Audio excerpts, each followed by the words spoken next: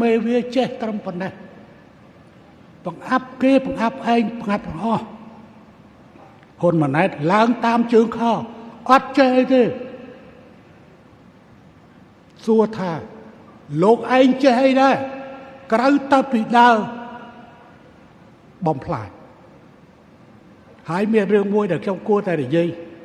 បើកវងកញ្ចក់បន្តិចអាមុំទី2ហ្នឹងគឺវាមិនតាន់ចប់ទេមានអ្នកសារព័ត៌មានមួយទៅដល់សាកលវិទ្យាល័យ Bristol ដើម្បីសងសុំថតចម្លងនៃខេបបទរបស់ហ៊ុនម៉ាណែតបណ្ឌិតហ៊ុនម៉ាណែតប៉ុន្តែសាកលវិទ្យាល័យ Bristol បានបញ្ជាក់ថាគេគ្មានសិទ្ធិដើម្បីផ្ដល់នៃខេបបទរបស់និស្សិតណាឲ្យទៅអ្នកផ្សេងទេពេលនោះគេបើកយុទ្ធនាការវាយប្រហារហ៊ុនម៉ាណែតអំពីសមត្ថភាពរបស់ហ៊ុនម៉ាណែត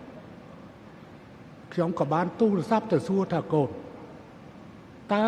សប្តាហ៍ថ្ងៃនៅនឹងខ្លួនមាននិខេបបទទេតើនិខេបបទខ្ញុំមានតាចុះកូនឯងបង្ហោះបានអត់បង្ហោះបាន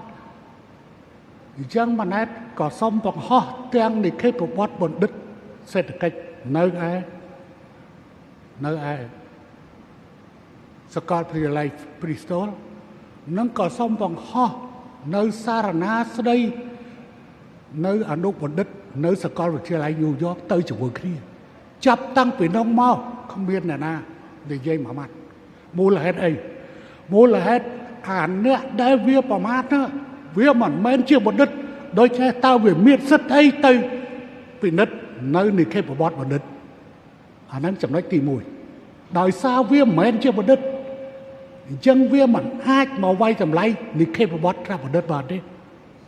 ហើយចំណុចទី2បើទោះបីជាអ្នកឯងជាបណ្ឌិតក៏ដោយហើយបើសិនជាអ្នកឯងហ៊ានវិនិច្ឆ័យលើនិខេបបទបណ្ឌិតនេះអ្នកឯងមិនមែនវាយក្បាលហ៊ុនម៉ាណែតទេវាយក្បាលសាកលវិទ្យាល័យ Bristol និងសាស្ត្រាចារ្យដែលជាក្រុមប្រឹក្សាការពារនិខេបបទរបស់ហ៊ុនម៉ាណែតអញ្ចឹងទេខ្ញុំដឹងខ្ញុំយល់តែថ្ងៃនេះខ្ញុំនិយាយថាពួកអ្នកឯងអ្នកខ្លះបរិញ្ញាបត្រជាន់ខ្ពស់នៅសាកលវិទ្យាល័យភ្នំពេញជិះយន្តហោះមកយប់ដល់ប្រទេសបារាំងคล้ายទៅជាបណ្ឌិតសាស្ត្រាចារ្យទៀតផងទៅរួចទៅកើតនេះដែលហៅថាល្បិចភូតលើគុក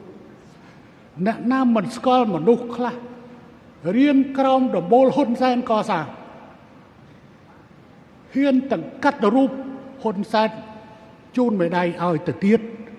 ប៉ុន្តែជិះយន្តហោះពីភ្នំពេញដល់ប្រទេសបារាំងត្រឹមតែមួយយប់គេคล้ายទៅជាបណ្ឌិតคล้ายទៅជាបណ្ឌិតអញ្ចឹងកូនចៅរបស់គេបែបនេះមនុស្សធននេះតើអាចយកជាគ្នាបានទេ